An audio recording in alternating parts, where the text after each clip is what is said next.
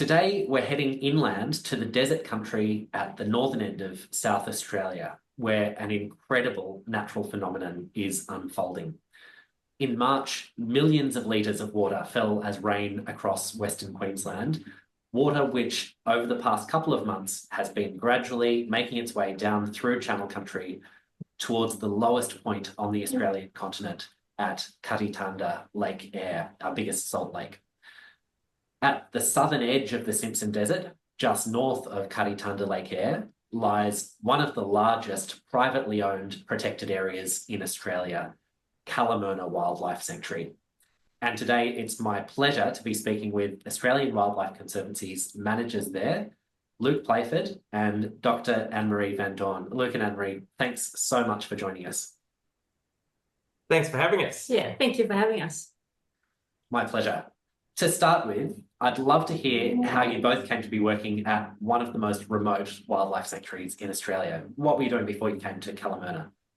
Well, we'd been up in the Northern Territory for the last 20 odd years in land management. At the time of seeing the position advertised for Kalamurina, we were living in Nhulunbuy in northeast Arnhem Land.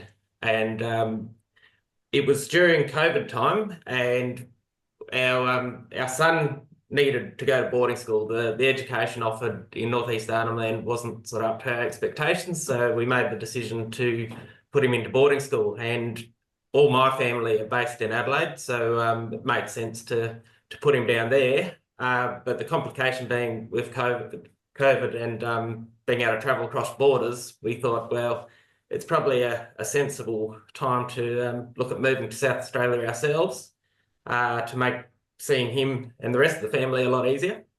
But primarily, I'd worked in various levels of government and non-for-profit Aboriginal organisations, and we both thought that we liked the sound of AWC, the fact that it's non-for-profit, it's science-led conservation, the range of properties owned around Australia really appealed to us. So we thought that we'd like to give AWC a go and see what it's like. And I've been working in consulting for a long time, 15, 16 years. So I was away from home a lot.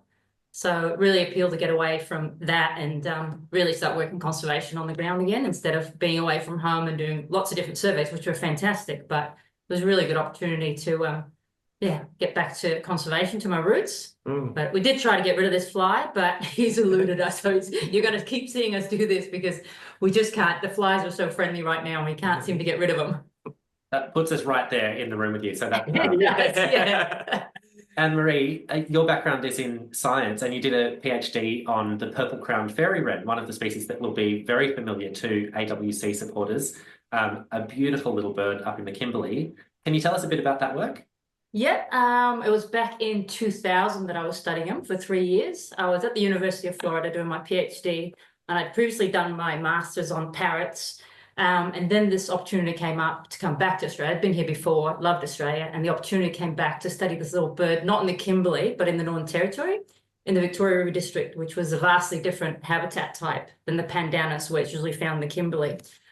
So I started that research and I went on for 3 years and finished my PhD, but I didn't end up going back to the States to continue with a postdoc or a job there, because I ended up at the time meeting Luke as part of during my studies, and here we are all these years later. I've been really fortunate that in consulting I've been able to go back to the VRD a lot to keep studying the wrens, for different organisations. So it's been really lucky that I have for the last 20 years been able to go back to the same locations and see the birds. So yeah, it's been really good. It's quite difficult for us sometimes to fill positions in remote locations like Kalamurina, and we are so lucky to have, someone with your expertise, Annemarie, the background in science, and Luke, your long history working in remote communities and in this sort of conservation land management. So just want to say thank you for taking up the challenge and heading out to Kalamurina and being there now for, is it 3 years? It's about 3.5 now, Yeah, August will be 4 years, I think. Yeah, beginning of August, 4 years. So yeah, quite a while. And we're really appreciative of the opportunity too. going back to what we were saying of living up in the tropics, we felt that, you know, we wanted to keep learning and to live in this desert environment and begin to learn how all this works has been really amazing and rewarding for us. And I suppose what we were seeking too is the challenges that a place like Kalamurina proposes to you, like with you know, managing a place with just the two of us out here for most of the time, and all the various challenges that come with that. And the flood is a case in point. Yeah, I think it's the most challenging job I've ever had, probably. I have to say that. But also, you know, it's been fantastic all in all. But yeah, it's really been, there's been some really big challenges out here living in a place like this. And like the neighbours said, they think maybe we brought the rain with us. I've never been flooded in so much in my entire life as here in the desert. Wow. Incredible. Yeah. Let's talk about some of the challenges. So it is very remote, as we've said. Paint us a picture of sort of where it is, so where it's situated in South Australia, because there's not so many reference points for people that aren't familiar with outback South Australia. What's the closest place you can buy an ice cream? You know, how do you get in there? What's your access point to Kalamurina? Yeah, sure. So like looking from the north, you're about 350k south of Birdsville. You've got the Birdsville track, which basically runs between Maree in sort of the northern Flinders Ranges through to Birdsville in the Simpson Desert. And we're about halfway up. There's a small, well, basically a roadhouse or a pub called Mungarani, which is our turn off, and that's our sort of community hub, I suppose. That's where we get delivery sent to and all that sort of stuff. And we're a 60-kilometre drive out from there. So we're about 13 hours drive from Adelaide. Yeah. We usually do it over a couple of days because we usually, you know, each opportunity to go to town involves a lot of shopping, as you can imagine. We're usually pretty busy with all that sort of stuff. Yeah, we're also traveling with 2 dogs in the car, so you can't really do that 13 hours straight. It's a long stretch for the dogs. So yeah, we break it up into a day and a half each way. Yeah.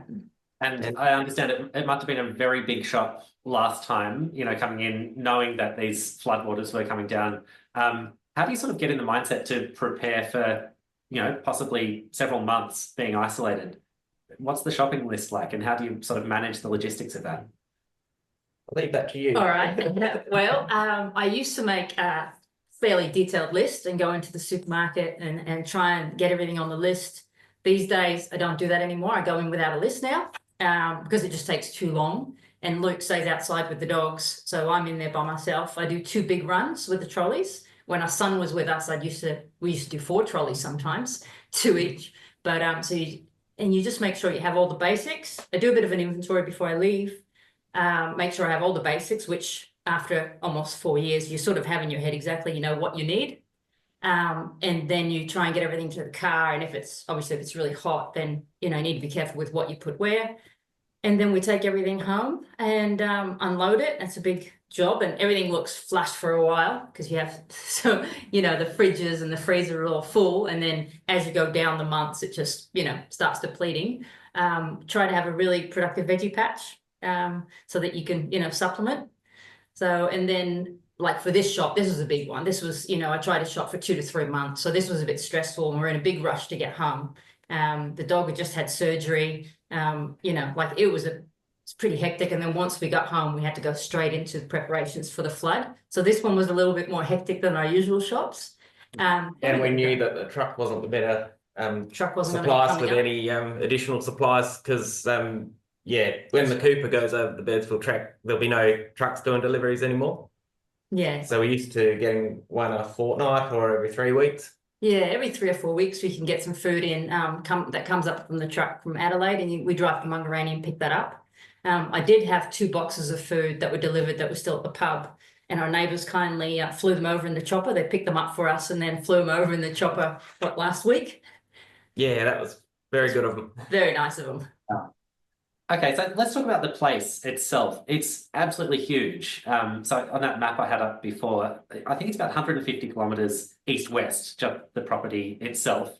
And then I've got a photo here of where your home is and where the operations base is.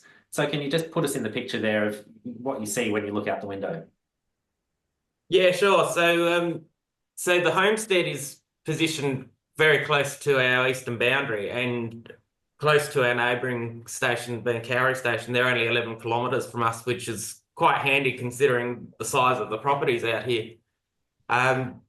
As you enter our property, you've come in through Cowrie and it's stony desert there. So there's a lot of gibber plains, red stone plains for, as far as you can see. And then you start to see the start of the sand dunes, which is the start of the Terrari Desert, which is where the homestead's situated. And that's sort of characterised like the Simpson Desert too, but with these big sand dunes, which are usually in, rows of say 5 or 6 at a time. And then in between these, you get these big flat plains. The property's basically intersected by the Warburton Creek. It flows from east to west out to Kati Thanda-Lake Eyre. But it also sends water inland to fill up some inland lakes. So we've got freshwater ones which are filled up by the height of the flood. But you've also got a lot of salt lakes out there too, which are, got a salt crust similar to Lake Eyre itself. So there's that variety too, and obviously the riverine corridor, and then you've got associated sort of lowland sort of swamp areas and stuff like that. So there is quite a lot of diversity within the property, and it's it makes it really interesting driving around just to see how it changes. And more so when you're up in the air, and that's where you really get an appreciation for the expanse of the landscape, how huge it is. What's some of the wildlife that you come across? So, as you're doing your day-to-day work around the base, what are you seeing? Well, we'll talk about this. We talked about this yesterday. We mainly see the bird life as the most noticeable. And that fluctuates. So when you've got good seasons of good rain and your floods, the floods will bring in your all your water birds, like your pelicans and egrets and you've got a lot of waders and ducks. And it's incredible, especially if you can get up from the air when you can see it. And when they start congregating as the water dries up, like now that it's, they're widely dispersed all through the property. It's hard to, get a good feel for it until a little bit later on. But there's been times where we've been out spotlighting at night, looking for feral animals, and you might not see anything. So that was the surprising thing when we first came here. And it's not until you do like a fauna survey where you have all your funnel traps and your pitfalls that you actually see what's really out here. And that's the amazing thing about it. It's not like, you're out here tripping over wildlife left and right. I mean, there are quite a few reptiles around and a lot of birds, obviously, but it's not what I expected, especially coming from up north. It's a lot more subtle than that. But then, when you are participating, say, in a fauna survey, that's when you really start seeing the diversity out here and how special that fauna assemblage really is out here. It's a very special place. It's very different from anything I've ever experienced. And might be partially too, there's so many raptor species out here too. So it's incredible. Everything's wary about being picked off by them, so everything keeps their heads down. It's so often the case in Australia. You go out into landscapes expecting to see lots and lots of animals, and you don't. They're either nocturnal or they're small, or for a whole lot of them, they're extinct. And we know that there are mammals missing from Kalamurina. It's very close to where the last recorded sort of documented evidence of the lesser bilby was collected, and that's a nice point of relevance for AWC because our logo is based on that species, the lesser bilby. The 1960s, that was the last specimen of that collected.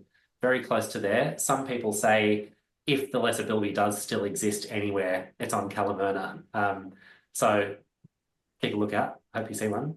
We're always looking out at night. Always looking out. And like one night Luke found a Woma python out there, which was, I missed it, of course, but he always seems to get lucky with these kind of sightings. Very special to see. Yeah. So trying to protect over 500,000 hectares of those very different habitats with limited access to lots of the property, what are the main conservation programs that you're running there? So, I imagine weeds and feral animals are part of the concern. Yeah, definitely. We're fortunate in that we have no fire here. The vegetation typically doesn't hold enough fuel to carry fire. I think there has been cases back in history where there has been fires, but that takes the pressure off on that front, because with two people trying to manage fire on a landscape of this scale, it'd be near impossible.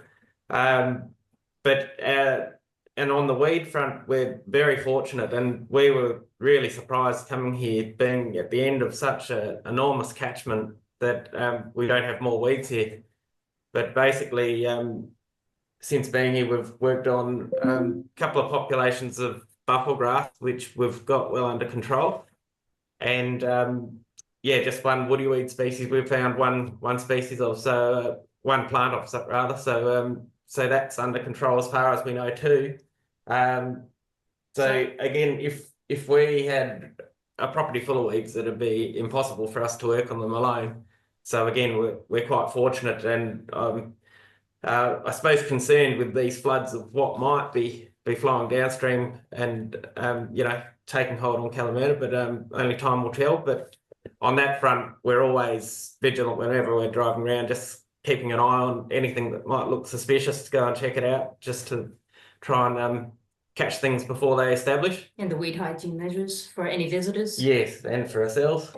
For ourselves, that's every vehicle that comes in has to be thoroughly washed down, and clean out the floor mats and all that sort of stuff. Just to try and prevent anything being introduced by visitors. That brings us down to feral animals, which is the most important work we do out here. I suppose we'll start with the large feral animals. We've got, being the desert, we've got a population of camels that come and go. They sort of vary nomadic across the whole landscape, but there are certainly times where we encounter on Kalamurina. So our main control method, that is aerial shooting, which is the most sort of effective given the size of the property and the lack of access tracks and all that sort of stuff.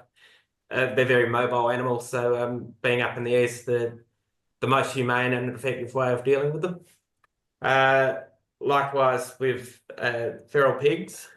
So these floods that we're having now, we'll see an increase in feral pigs coming down following the channels through from Queensland.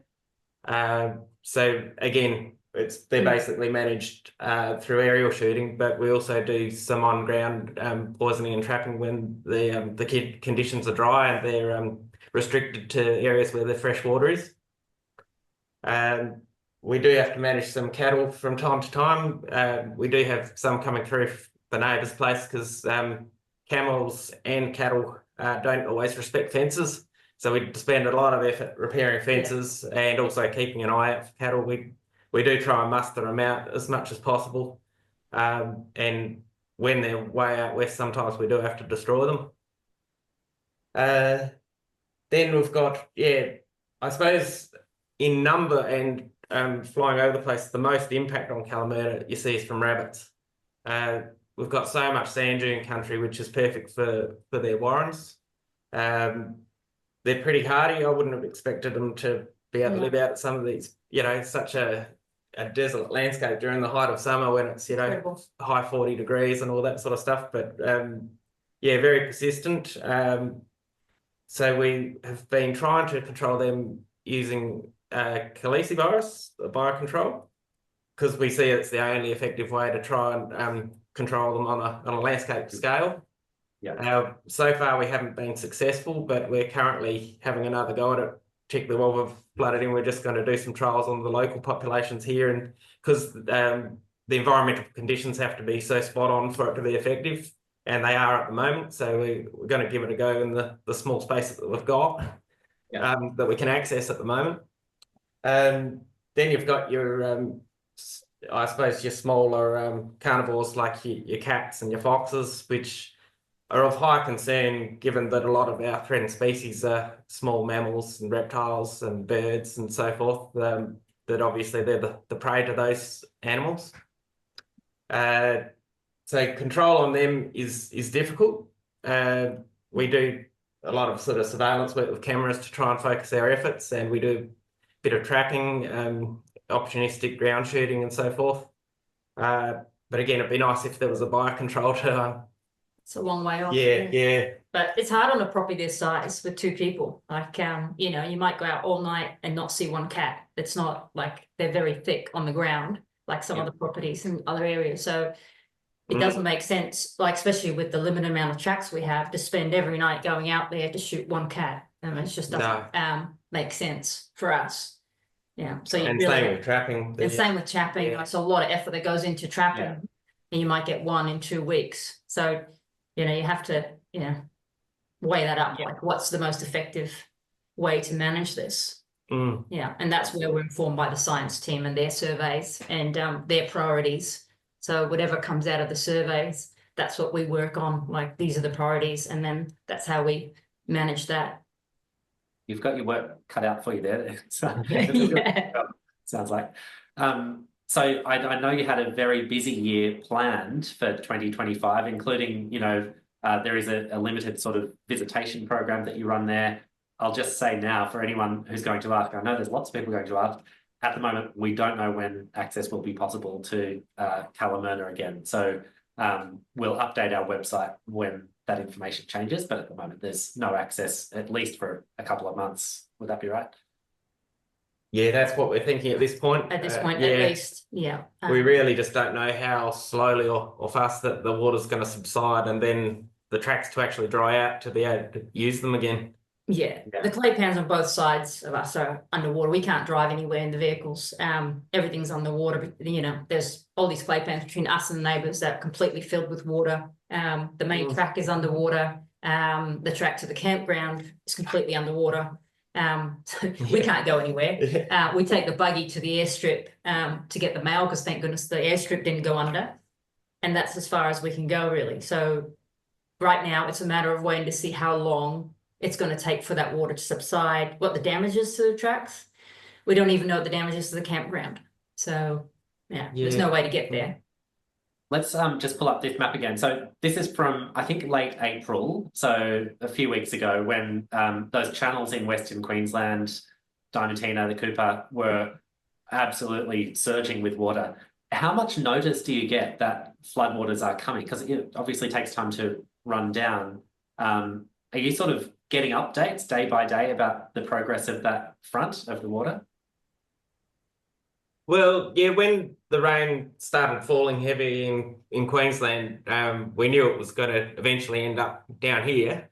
That's the way it runs. And it always takes a long time, but each year it happens at, you know, different rates, different flows, because you've got the catchment of the Georgina and the Diamantina. They're separate catchments, and they flow at different rates or come down at different times.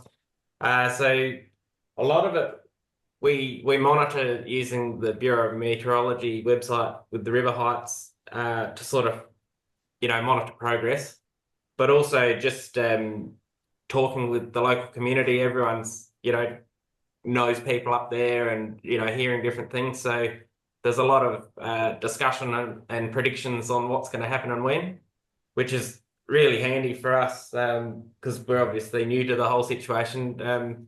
Yeah. Funnily enough, you know, they say the Warburton flows every 3 to 4 years, but we've been here 3.5, and it's flowed each year for the last 4. So, yeah, as they say, they think we've brought the rain with us. Sounds like it. Yeah. And this year, I suppose, the SES was in contact with us. The neighbours, once it gets to, say, Birdsville, and you have an idea of how much water's in Birdsville, then you're sort of going, okay, now we know what's coming towards us. The pilots from Air Rights Air, they fly over it, and they'll give us a call or send us a text going, there's a lot of water, or it's here, or it's there, the front's here. And then once it gets to Cowrie, that's the most useful, because that's when the neighbours, we get really detailed, you know, reports on what's happening and what to expect. And especially because they've been through it before. That's been really useful. Yeah. And it's surprising how slowly it can come. We were told that this one was going to be, you know, the highest and the fastest in quite some time. Yet there's so much country that it has to fill up all these side lakes and channels and floodplains, that it's, it does happen at a slower rate than you anticipate, which is handy, because we had a lot of preparations to do before it came. So it was, you know, it was a very stressful couple of weeks. I've just got to follow up with the the homestead and sort of the immediate surrounds in between the sand dunes and this, I think you call it the bund wall, which is sort of running across the middle of that photo. So that's been put in place specifically for this occasion when floodwaters are threatening. What was the priority in that sort of week or two? Was it not even a week maybe when you were preparing for those floodwaters to arrive? So sort of setting yourself up for a really big flood. Yeah, exactly, Joey. So the background with the bund walls, there's actually two of them. And the big one you could see in the photo there was put in after the 1974 flood, I believe. And the 1974 flood saw this homestead underwater. The water was halfway up the roof. So the homestead location wasn't chosen very well. And it would be great if it was up in the sand dunes and then you wouldn't have to worry about a thing. So yes, in that photo there, you're seeing the first bund wall, and that basically kept the water out of all that foreground low area between the two dunes that you can see. The flood got to within a metre of the top of that one. And if it went over that wouldn't have been a great deal. That's mainly our dump and our material storage sort of area for steel and pavers and whatever else. And then the larger bund wall was the real priority because that one hadn't been maintained since it went in post 74, I don't think. There was massive sections that had been excavated for use on roads and so forth. So that was the main priority at that point, was to start rebuilding that. The water erosion had sort of made it into, Swiss cheese. There was holes all through it. You couldn't even walk over it. So basically, we put the backhoe to work and started a small burrow pit on the base of it and just kept carting the material up and filling the holes. But it soon became apparent to me that I wasn't going to be able to do it with just the backhoe alone. And our manager, Joe, suggested we get someone in to help us, and we're a little apprehensive at first because we thought, we don't want to cause them a situation where they're flooded in as well. But we thought, well, worst comes to worst, we can chop them out. So we got John Massingham from Kangaroo Island, and he was great. He was a real gun on the backhoe. And that old tipper truck you see, we'd recently acquired that, and I was still fixing it up. So while he was on the backhoe, I could prioritise fixing this tipper truck up and got that operational. And then things become a lot more efficient after that. We could, do 6 runs at a time, 6 loads at a time, and it really sped things up. And we finished the wall while he was here. And shortly after that, the backhoe hydraulics popped a big leak, and I couldn't do any more, but I was satisfied with how much progress we'd made. And at the end of the day, we didn't need it, but at the time we thought we did. And now it's fixed up. It's it's a good asset going forward for future floods. And we got all the valuables up on the sand dune as well. That was Annemarie's priority. Yeah. Getting all the valuables and a camp set up. So we got all that done, but that was a big push for 2 weeks, but it's, got it done. Now we get to take it all back down. We're just taking everything back down at the moment. Getting life back to normal. It's such a hassle having to move everything up to the sand dunes and have this camp up there, all your belongings, and then moving it all back down again. But we are really glad that your home didn't go underwater. And then I've got a few more bits of video here. We're a little bit short on time, but just wanted to show what it's like now with all that water in the landscape, and just tell us about sort of how you're getting around and how much of the place you can access by boat. Okay, so as Annemarie was saying, at the moment, like both going east and west, our main track just goes underwater. We can go down to the south for a little way. We took a buggy down to Lake Maimai the other day to see how. So that's an example of one of the inland lakes that gets filled up from the rise of the floodwaters, and the track that usually skirts the edge of that was well underwater, and that was fantastic to see such heights reached. And it'll provide a lot of water to all the old coolabars there and so forth, and that'll be a great refuge for water birds. Oh, here we go. And the other way to get around now is by the boat. Thank goodness we have that running, because then we've been able to go out on the water and actually witness it like firsthand. Instead of just standing on the bank, we're actually able to go out on the water, which has been fantastic. And then the buggy, which we take to the airstrip, so we can still follow the sand dune across to the airstrip, which they'd initially said was going to go underwater. Thank goodness it didn't. So the mail plane can still arrive. So that's really good. Yeah, that was great news. Yeah. You were telling me recently about some of the bird life that's coming in. So sort of fairy martins already making the most of the mud, their new nesting material that's being provided. And then pelicans, there's this incredible thing that happens where I think a majority of the pelicans that live in Australia migrate into the middle of Australia after these massive rainfall events. Have they started showing up yet? Yep. Yeah, the pelicans have been here for quite a while, because prior to the major flood, there was a slight flow of the Warburton prior to that, and that brought it. I went down to a place called Stony Cross, and prior to all this happening, and there was like 500 pelicans sitting there. There must have been some bait fish there to hold them there. But since the main floods come down, they've just dispersed everywhere. So you might see small groups here and there, but they've got so much good country to cover at the moment, and they're probably having a hard time finding where the fish are.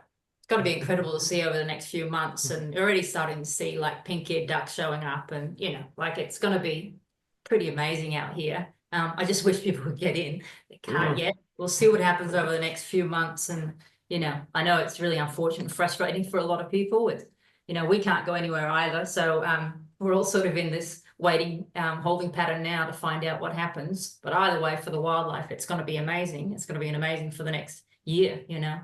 And then there's kind of the associated plagues. You've mentioned the flies are very, very friendly, all the insects. And then we expect small mammals will take off. Great photo that you shared of a snake swimming through the floodwaters. Yeah, we get a lot of straps out of snakes around the place. So, yeah, they're always, thank goodness they're quite docile, actually, in our experience from what we've come across, and what our very silly dog has come across. He's a lovely dog, but he's really stupid. And so he's been bitten a few times, but yeah, he's survived somehow. It's wonderful to hear about the work you're doing out there, and also this incredible event that you're witnessing, with sort of front row seats to this supposedly once every 3-year event that you've seen quite a few times now. So thank you for joining us from Kalamurina, Luke and Annemarie. Thanks, Joey. Thank you very much. And thanks to everyone who's been watching. Thank you for being people who care about wildlife and want to hear about the work that we're doing to conserve this very special part of the country in South Australia. If you've recently made a donation to AWC, thank you. None of what we do, none of what Luke and Annemarie do is possible without your support. And if you've been inspired by this conversation and the work that AWC is doing, please consider making a donation. You can do that as a gift on behalf of someone else, just by going to our website, australianwildlife.org, or you can give us a call, and together we can help Australia's wildlife to thrive. Thank you. I'll see you next time.